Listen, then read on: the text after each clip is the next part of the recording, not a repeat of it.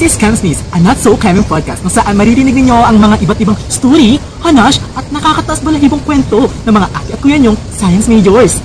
This is the first story na may titulong Ang Chem Boyfie Ko na may dyanan na komedya, siyensya, dito kasi. Bueno, at anong hatol natin dito? Let's read it! So, ang sabi ni Sender, so kay mga kay-geaters, call me by my name, Angela, and this is my story. Well, unahan ko na kayo hindi ito once true to life talaga to, baliw. Bueno, so ito na nga mga kay-geaters, may bowat ako na Chem-Eng, na super pogi, green flag, at matalino. Every time na magkasama kami, lamin niyo talaga ako. One time, nag-vacation kami sa Bicol, then inaya ko siya mag-catch ng fish. Kaya naman sabi ko nung nahuli namin, tikman na natin by Ace Hombre. Akala ko sasabay niya trip ko, but no. Di naman ako nagtampo dahil mas lalo akong nahulog sa kanya. Kumbaga, naabot ko na yung rurok ng Tatsulok by Bamboo Kasi in-explain sa akin ni boyfriend kung bakit di safe kainin yung fish sa river. And I was like, over naman sa explanation best. Pero syempre, kunyari interested ako para hindi siya ma-turn off. At hindi rin sa yung pagiging chemical engineer ng boyfriend ko. Di ba mga kay-geaters, baka ma-offend wala tayong mapapala. Charot. Sabi na sa akin, love, hindi pwedeng kainin niya ngayon dahil La Nina season. Mataas ang ulan. So, mataas din ang runoff galing sa mga kabahayan at mga factory. Lahat yan diretso sa ilog. Kaya humahalo sa tubig yung heavy metals, contaminants, pati bacteria. Ako naman, slight, smile pero internally, nai-geater breakdown talaga ako kasi hindi ko in-expect na maging science consultation tong date namin.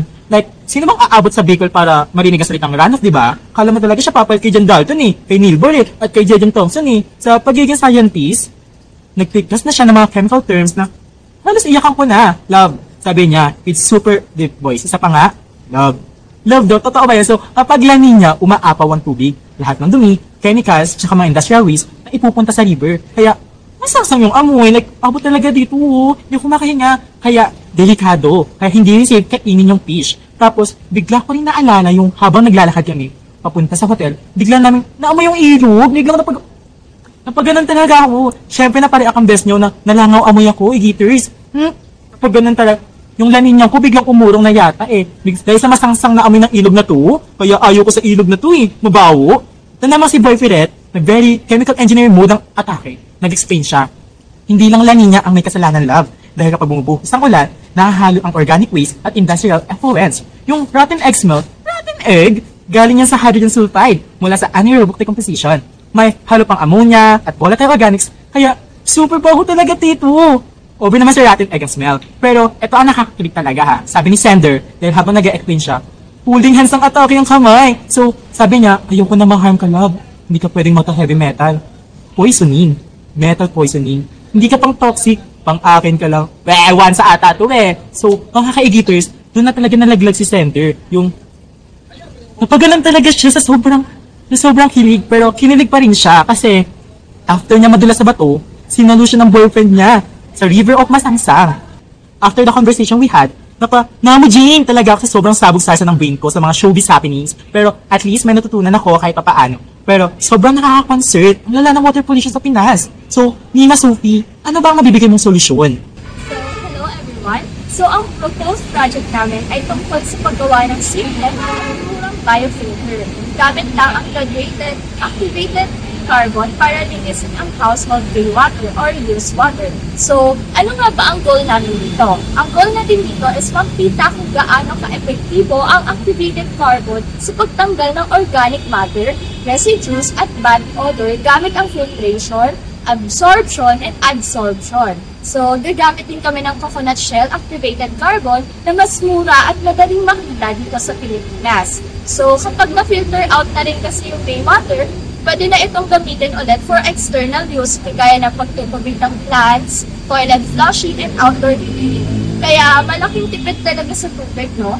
So, malaki ang advantage ng activated carbon kasi epektibo to, affordable, and eco-friendly. Malaki din ang surface area nito kaya nakakatrap ng maraming contaminants nang walang harmful chemicals. So, ang isa pang solusyon ay ang electrocoagulation. Ito ay isang paraan ng paglilinis ng tubig gamit ang kuryente at metal electrodes tulad ng bakal o aluminum. Kapag dumalay ang kuryente, naglalabas ng ions ang electrodes na kumakapit sa mga pollutant para mas madaling alisin. Ganito kasimple ang mga proseso. Una, ilalagay ang maruming tubig sa lalagyan.